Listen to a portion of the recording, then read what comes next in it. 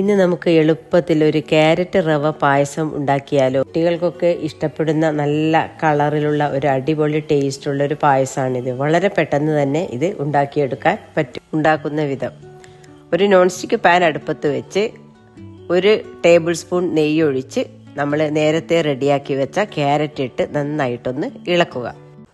ഞാനിവിടെ 2 ക്യാരറ്റാണ് എടുത്തിട്ടുള്ളത്. ഇതിലേക്ക് 1/4 കപ്പ് റവയും കൂടി ചേർത്ത് നന്നായിട്ട് ഇളക്കുക. ഇത് 2 മിനിറ്റ് നന്നായി വഴറ്റിയ ശേഷം അതിലേക്ക് നമ്മൾ നേരത്തെ അരമണിക്കൂർ കുതിർത്ത് വെച്ച സാഗൂനരി 1/4 കപ്പ് സാഗൂനരി ഇട്ട് വഴറ്റുക. ഇതെല്ലാം കൂടി നന്നായി വഴന്നു വന്നതിന് ശേഷം അതിലേക്ക് 3.5 ഗ്ലാസ് പശുവിൻ പാലൊഴിച്ച് തിളപ്പിക്കുക. നിങ്ങൾക്ക് ആവശ്യമാണെന്നുണ്ടെങ്കിൽ കുറച്ചുകൂടി വെള്ളം ചേർക്കാവുന്നതാണ്. നന്നായി ഇളക്കിയതിന് ശേഷം അതിലേക്ക് അല്പം ഉപ്പ് ചേർക്കുക.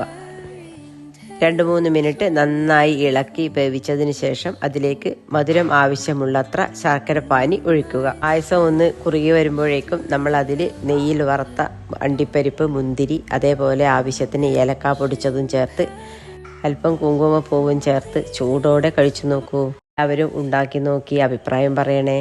ഇഷ്ടപ്പെട്ടാൽ ലൈക്ക് ചെയ്യാനും ഷെയർ ചെയ്യാനും സബ്സ്ക്രൈബ് ചെയ്യാനും മറക്കല്ലേ.